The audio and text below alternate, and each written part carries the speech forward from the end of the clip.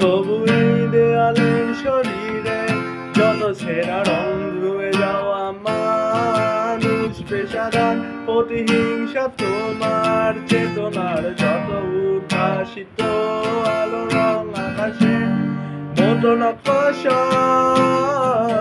নীলে ডুবে থাকা তোমার প্রিয় কোনো মুখ তার চোখের কাছাকাছি এসে কেন পথ ভেঙে